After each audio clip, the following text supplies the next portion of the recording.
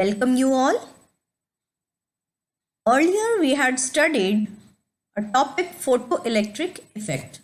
In this part we are going to study the experimental arrangement of photoelectric effect. So for this photoelectric effect we can do the experimental arrangement as shown in this figure. Here we can see two metal plates A and B are arranged in an evacuated glass bulb. A battery is connected between the two plates such that A, that is the metal surface, becomes negative plate and B, which is the detector, becomes the positive plate. An ammeter is also connected in circuit to detect the current. When light falls on plate A, electrons are emitted from the metal surface. The electrons are attracted towards the positive plate B and the current flows through the circuit. This current is called photoelectric current. The current is indicated in the ammeter. It is also observed that the photoelectric effect is possible only if the frequency of incident light is greater than certain value which we called threshold frequency. Okay. Now we'll see how the arrangement we had done works. It means that we had done the arrangement and we have taken some of the readings and trying to put these readings in a graph. The graph is drawn in between the frequency and the kinetic energy of emitted electron. Okay, so when this graph is drawn, it was observed that the frequency is taken on the x-axis, whereas the kinetic energy is taken on the y-axis. Okay. Here you can observe a threshold frequency, the frequency at which the photo electrons starts emitting. Before that, it does not.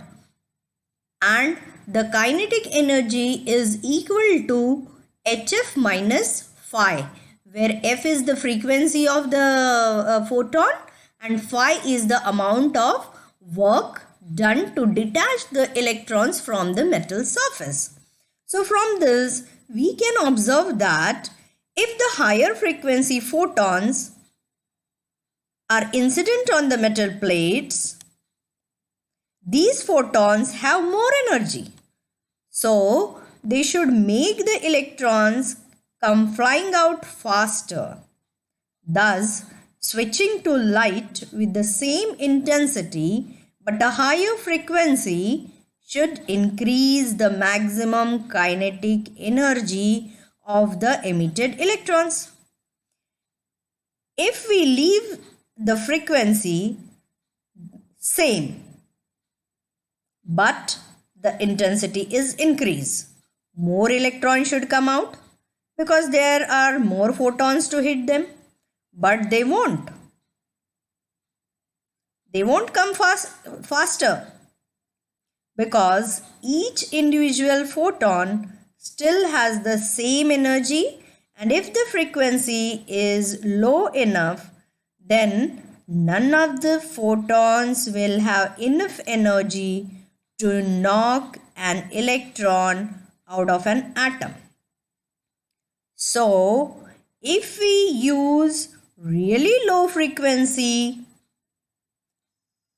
we will not get any electron, no matter how high the intensity is. Whereas, if we use a high frequency, still it knocks out some electron even if the intensity is low. Now we'll see some of the characteristics of this photoelectric effect. So the first characteristics we can say is the photoelectric current is directly proportional to the intensity of incident light. Photoelectric effect takes place only when the frequency of incident light is greater than the threshold frequency. The velocity of photoelectron is directly proportional to frequency of light. The photoelectric process is instantaneous.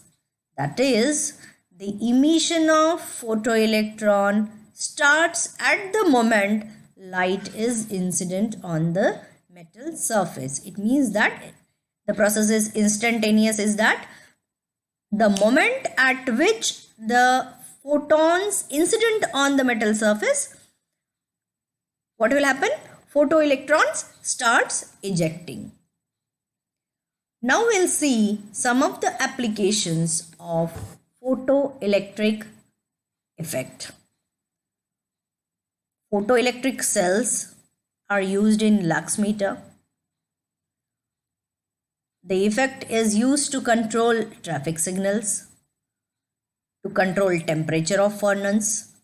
It is used in fire alarm and burglar alarms.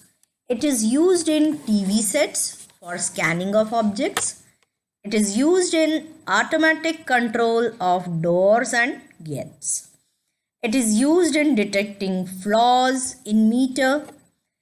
It is also used in recording and reproducing sound in motion picture.